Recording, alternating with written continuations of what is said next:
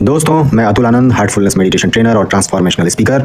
जीवन में सफलता प्राप्त करने के 7 दुश्मनों का मुकाबला मैं आपके सामने रखने जा रहा हूं। जो दुश्मनों को मार देने के बाद आप मात देंगे अपनी हर एक ऑब्स्ट्रक्शन को और आप सफल हो जाएंगे अपने जीवन के हर एक कठिनाइयों को दूर करते हुए। दुश्मन नंबर 1 है आपका self doubt.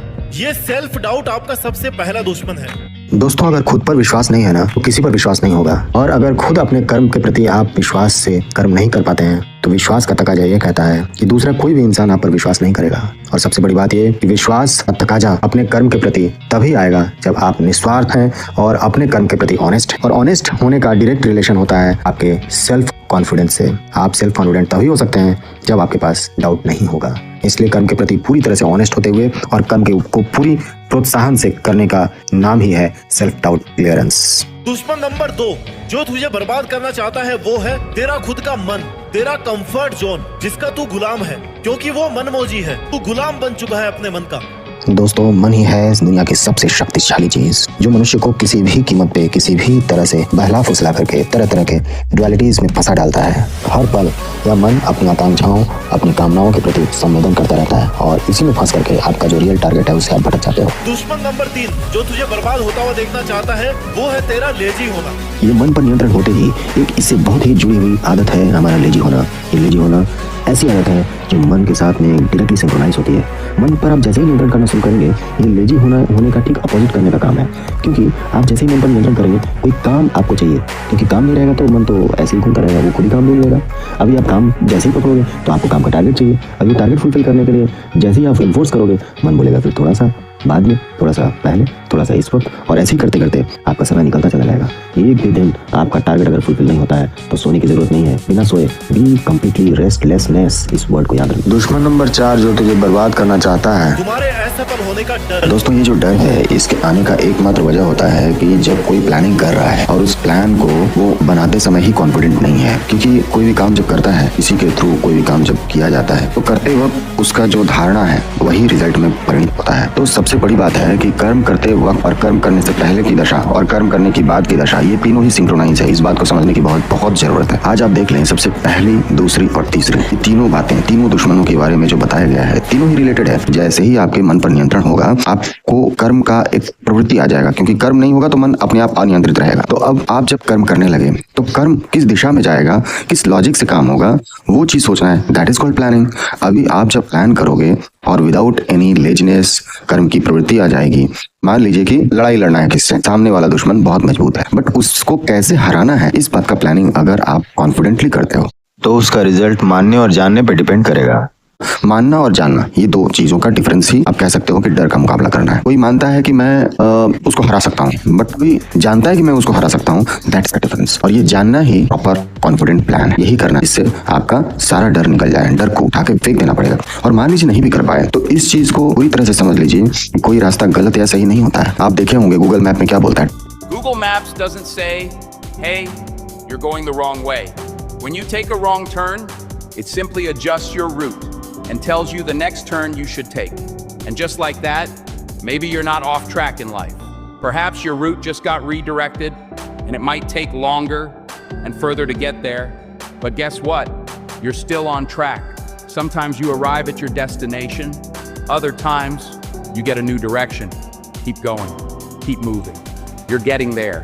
You try, you start. पहले तो स्टार्ट करना पड़ेगा, उसके बाद ही आप गलत और सही का दिशा या फिर रिजल्ट्स के बारे में सोच सकते हो। So start and then see for the result. If the result is okay, then all right. If the result is not okay, then also very good because it is giving you experience. एक अनुभूति देता है आगे के रास्ता में फिर आप कैसे सफल होंगे। तेरा 5वां दुश्मन है जो तुझे बर्बाद करना चाहता है और वो है तेरा खराब टाइम मैनेजमेंट। दोस्तों, टाइम मैनेजमेंट एक ऐसा पार्ट है लाइफ का जिसे आप कह सकते हो ये एक स्किल है। जैसे ही लेजीनेस चला गया, मन पे नियंत्रण हो गया, जैसे ही आप अपने कर्म में अपने आप को पूरी तरह से इन्वॉल्व कर लेते हो, तब होता है टाइम मैनेजमेंट का बहुत इंपॉर्टेंट रोल।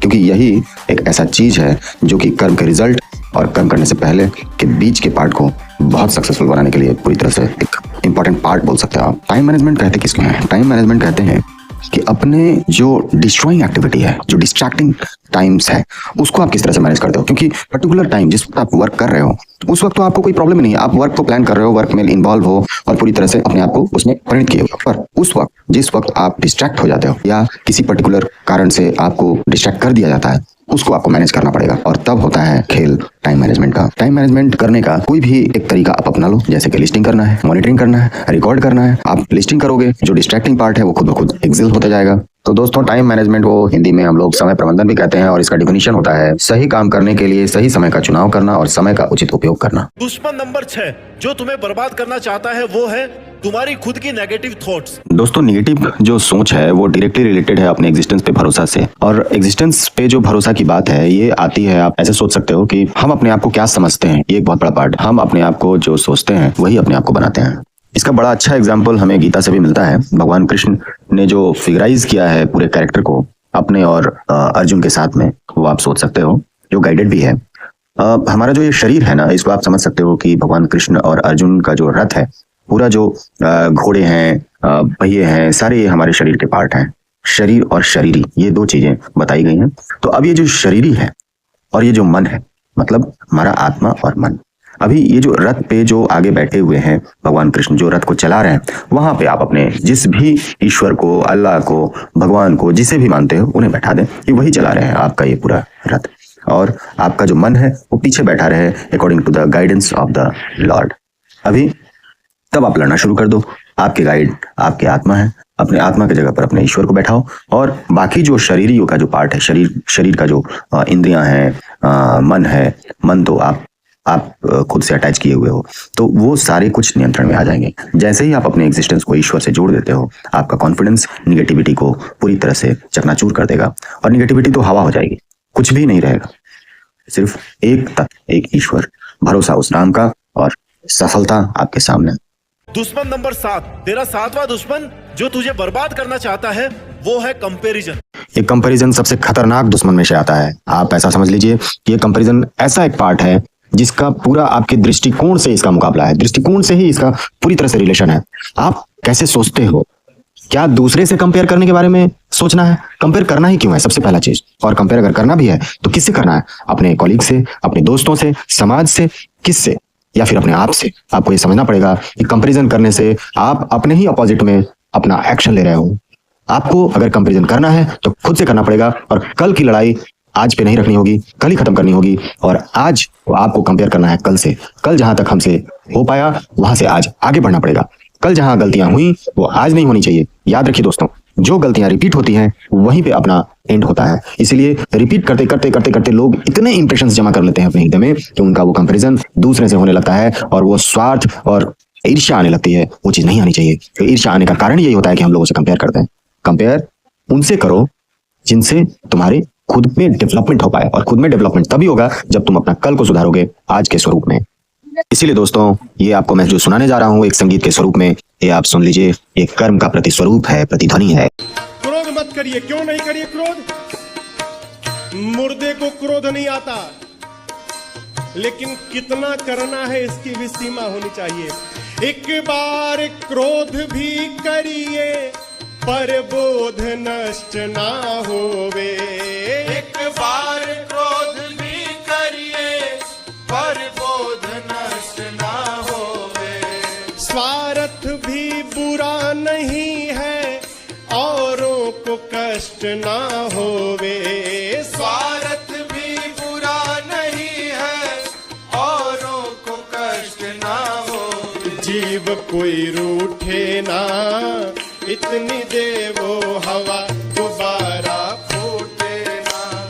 कर्म करो पर ध्यान रहे, पथ छूटे ना।